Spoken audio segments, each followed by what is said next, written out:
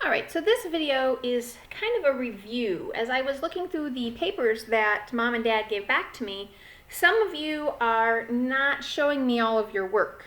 And I really need you to show me how you got those answers, okay?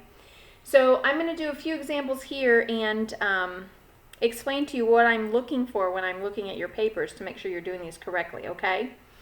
So this is from page 251. I know it's a page you've already done, but I want to go back through it and show you again what I expect, okay?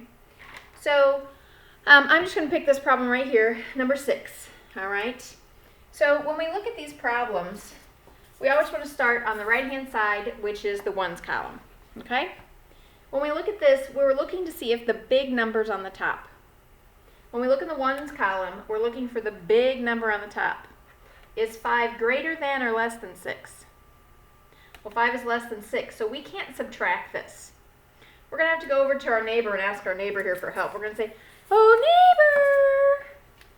And so the neighbor is going to give us one of the 10s, okay? And so if the neighbor gives us one that he has, that leaves him with 6. But when we put it over here, we can't leave it as a 1. We have to break it into a 10. So now we really have 10 plus 15. We no longer have a 10 plus 5. Which makes 15. We no longer have the 5. So we cross out the 5 and we put the 15 up here. Now we can subtract. If we look at our ones column again, now we have 15 minus 6. 15 minus 6 is 9. And then we go over to our tens column and now we have 6 minus 1, which is 5. This is what I should see on your paper. You have to show me this. If you can do it in your head, great, but you still have to write this down on paper, okay? This has to be there every single time, all right? Let's do another one here. Same thing. We're going to look at our ones column here. In our ones column, we look to see if the number on the top is bigger, greater than, or less than the bottom number. In this case, a 4 is less than 8. So again, we're going to go over to our neighbor and say, hey, neighbor! So the neighbor's going to let us borrow one of his, leaving him with 4. Again, we can't put the 1 over there. We have to break it up into 10 pieces. So now we have 10 plus 4, which is 14. So now we subtract. 14 minus 8, which is 6. 4 minus 2 is 2. All right, again, you have to show me this information. Even if you can do it in your head, great. I'm very proud of you for that. But I want to see it on your paper, okay? Same thing over here. Number 8, all right?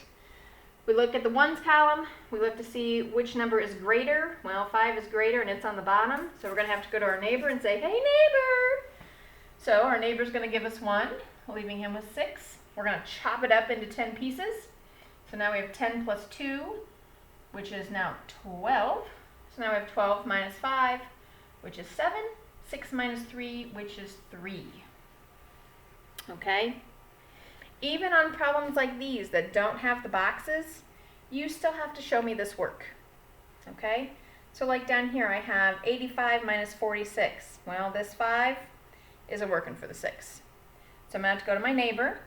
My neighbor's going to give me 1, leaving him with 7. That's going to make this a 15 because it's 10 plus 5. So now I have 15 minus 6, which is 9, and 7 minus 4, which is 3, okay? Boys and girls, you have to show me this work, okay? I know, I'm going to say it again, that you guys, some of you can do it in your head, but you have to write it down on paper. Because when we start getting into the 3-digit subtraction and the 3-digit addition, it's going to get very confusing if you don't, okay?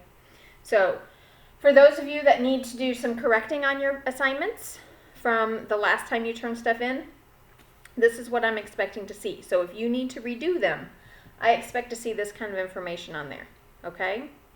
Again, if you have questions, have Mom or Dad give me a call or text me, and I'm more than happy to help you, even on your word problems, okay? Even on your word problems. If you have trouble on your word problems, have Mom or Dad call me, text me, email me, take a picture of it, send it to me, whatever you need to do. But remember, you have to show me all that work. And if you need to regroup, if you need to borrow from your neighbor, you got to show me that. Whether it's these kind of problems or word problems, okay? All right, good luck.